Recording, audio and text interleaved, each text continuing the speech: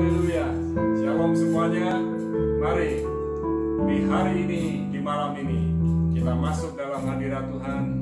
Kita bersyukur dan kita menyembah Tuhan. Haleluya. Banyak perkara yang tak dapat ku mengerti. Banyak perkara yang tak dapat ku mengerti. Mengapakah harus terjadi di dalam kehidupan ini? Satu perkara yang ku simpan dalam hati, tiada sesuatu pun kan terjadi tanpa Allah peduli. Allah mengerti, Allah peduli segala persoalan yang kita hadapi. Takkan pernah dibiarkannya ku bergumul sendiri, sebab Allah mengerti. Banyak perkara yang tak dapat ku mengerti. Mengapakah harus terjadi di dalam kehidupan ini? Satu perkara yang ku simpan dalam hati, tiada sesuatu kan terjadi tanpa Allah peduli. Allah mengerti, Allah peduli segala persoalan yang kita hadapi. Takkan pernah dibiarkannya ku bergumul sendiri, sebab Allah mengerti. Allah mengerti, Allah peduli segala persoalan yang kita hadapi. Takkan pernah dibiarkannya ku bergumul sendiri, sebab Allah mengerti. Allah mengerti, Allah peduli segala persoalan yang kita hadapi. Takkan pernah dibiarkannya ku bergumul sendiri, sebab Allah mengerti. Sebab Allah mengerti, sebab Allah mengerti, sebab Allah mengerti. Allah peduli, Allah sungguh perhatian kepada kita. Kasih setianya tak pernah berubah, dulu, sekarang, sampai selamanya. Dia Tuhan yang baik. Haleluya. Kami bersyukur, kami berterima kasih. Rancangan-Mu selalu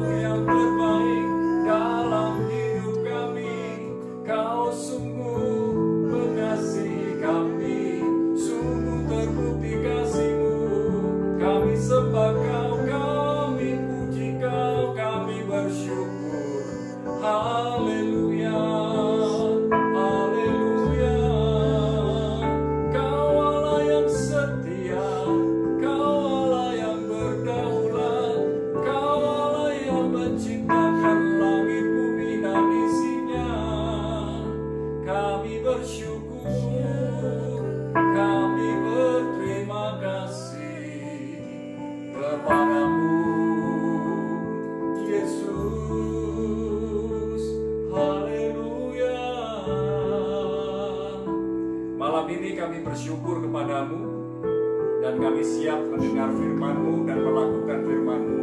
Di dalam nama Yesus, kami bersyukur dan berdoa. Amin.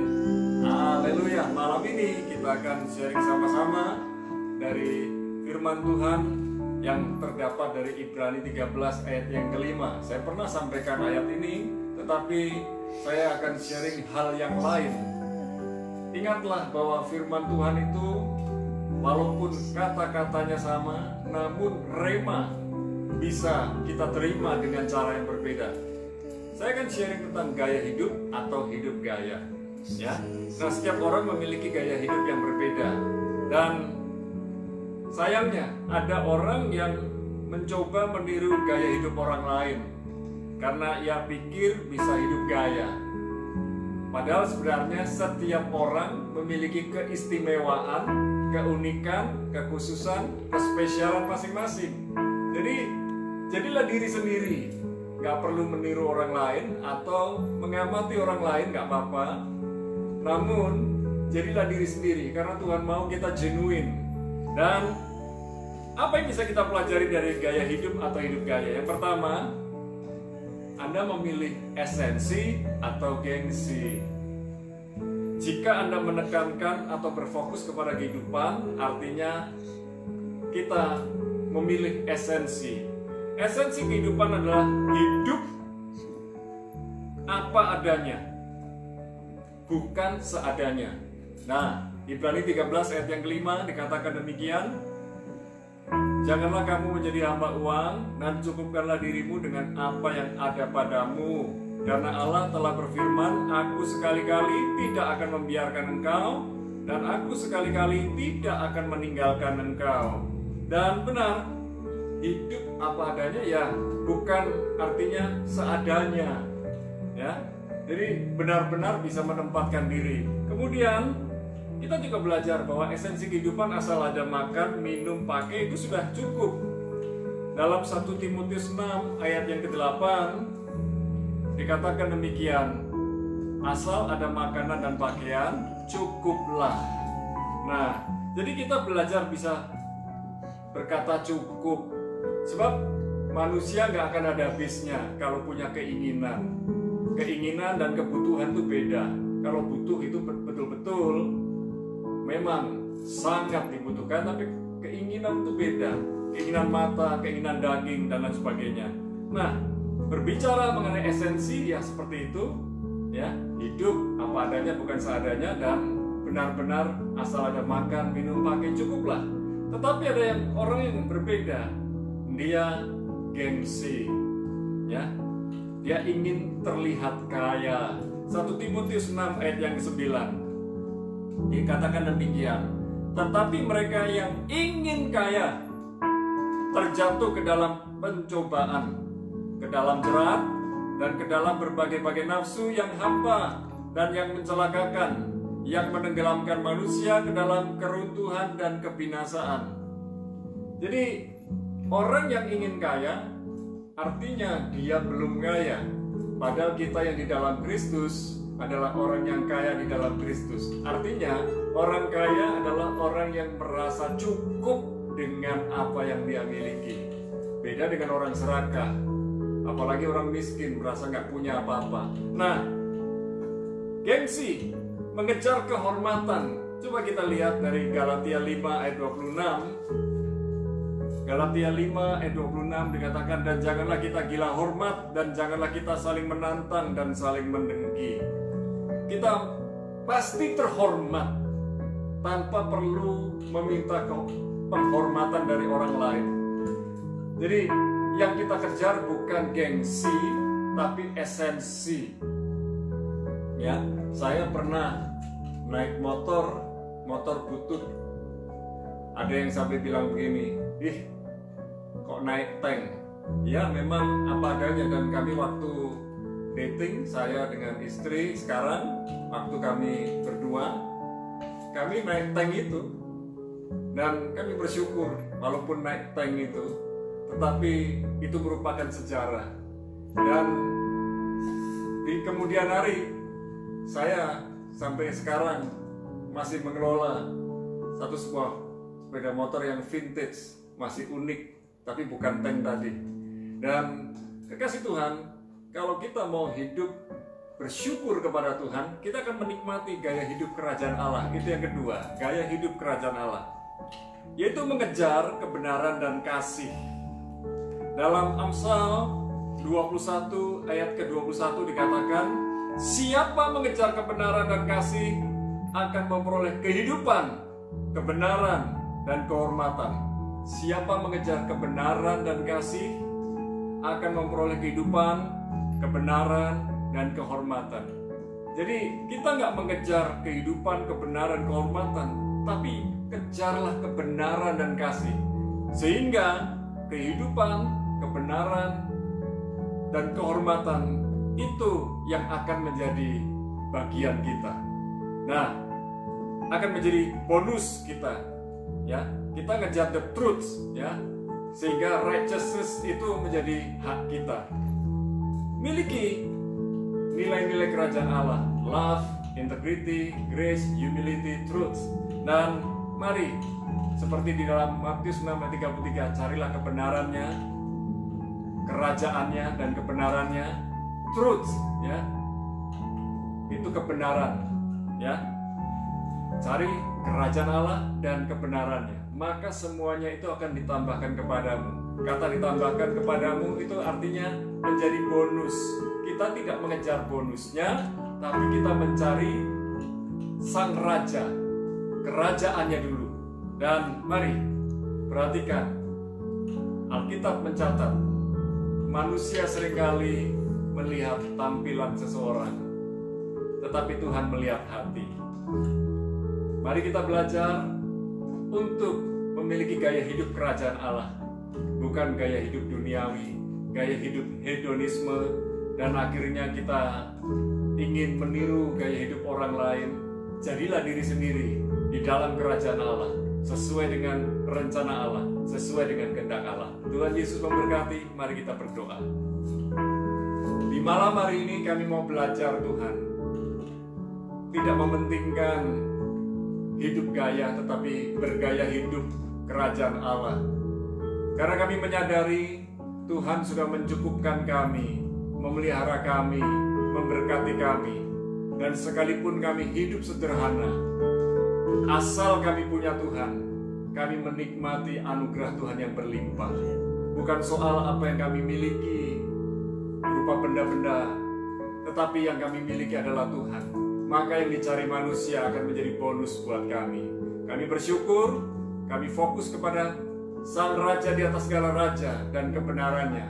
Maka segala keperluan kebutuhan kami satu demi satu Tuhan cukupkan dan limpahkan.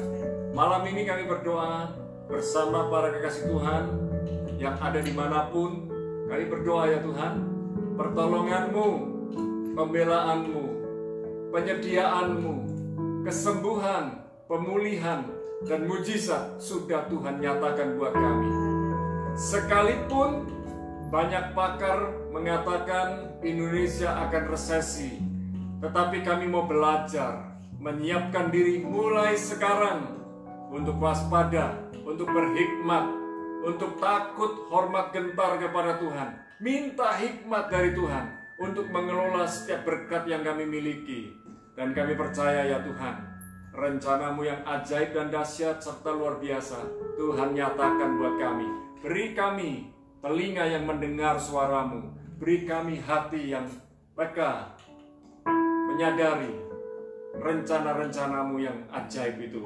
Terima kasih Bapa, dan kami minta ya Tuhan, semua yang berdoa bersama dengan kami saat ini, dengan keluarganya dan keluarga besarnya, mengalami keselamatan yang datang dari Tuhan, kesembuhan dan mujizat yang datang dari Tuhan. Kami berdoa buat Pak Slamet yang ada di Surabaya, Tuhan jamah kesehatannya. Ibu Sofiat yang ada di Penjuluk, sekali lagi kami berdoa, sembuh total dalam nama Yesus.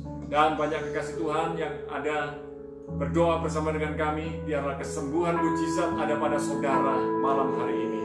Dan kami berdoa negeri Indonesia dalam rencana dan kehendak Tuhan yang sempurna, ada dalam genggaman tangan Tuhan. Biarlah Tuhan memberi hikmat khusus buat Presiden Jokowi dan bersama stafnya, hingga sampai ke daerah-daerah, pelayanan dari pemerintah berdampak luar biasa.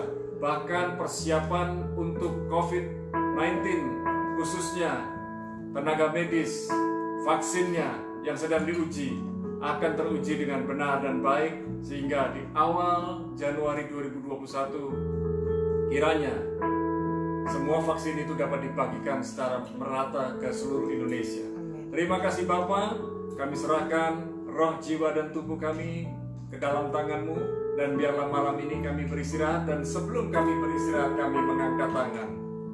Terimalah segala berkat yang datang dari Bapa, Putra, dan Roh Kudus. Di dalam nama Yesus turun atas kita semua.